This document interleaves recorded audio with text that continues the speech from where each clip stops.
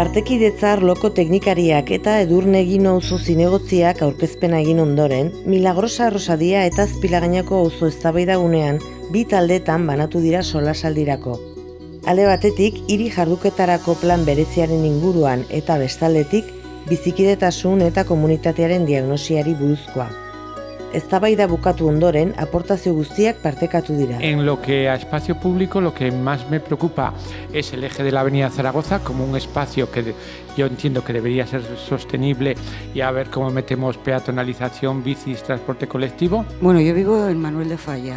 La calle está sucia porque además como baja todo, aparte de lo que eche la gente, pero tampoco se puede limpiar debido a los coches, o sea, todo es debido a la estrechez, todo está viejo. Y ya hemos hablado en el otro lado, a ver si era el momento de ayudar un poco con alguna medida de tipo administrativo, porque los vecinos ya nos dicen que la calle, sin las bajeras, vuelve a ser una calle, vuelve a ser un mundillo.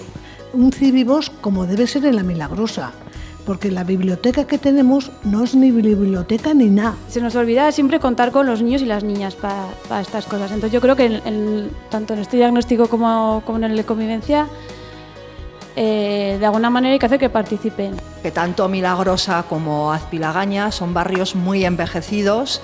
Sí que hay ese colectivo con unas necesidades específicas, tanto estas personas dependientes como las familiares, las mujeres sobre todo, que les cuidan, ¿no? Y nos habéis puesto 3 bancos que han sido cepillados por ahí, por la avenida que sobraba.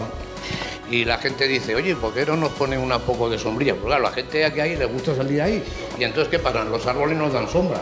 Recuperar todo ese comercio que ha habido toda la vida. La calle La Regla estaba, yo recuerdo comprar zapatos con mi abuela ahí en la Nati y ir a comprar un montón de cosas por el barrio, y eso se ha perdido. Aipatzekoa da Urbanaz taldekide batek egin duen azalpena, non auzokidek emandako ekarpenak argitu dituen, talde honek aurretik egindako lanaren arabera.